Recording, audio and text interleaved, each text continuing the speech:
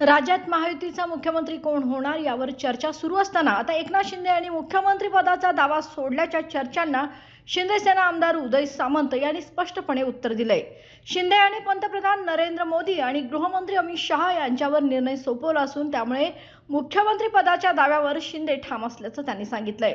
तसंच शिंदेंनी मतदारांचा आदर राखत पंतप्रधान मोदींना आदर दिल्याचे देशाच्या राजकारणात पहिल्यांदाच घडल्याचंही सामंत यांनी नमूद केलंय। दरम्यान दिल्लीमध्ये भाजप वरिष्ठ नेते देवेंद्र फडणवीस, अजित पवार आणि एकनाथ शिंदे यांची बैठक होणार असल्याने आता निर्णयाकडे सर्वांचंच लक्ष लागून राहिलंय।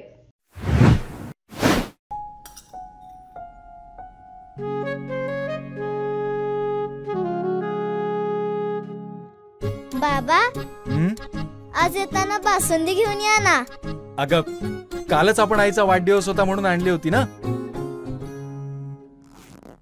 ऐकलं, गोकुळची बासुंदी पुन्हा खावीशी वाटतेय।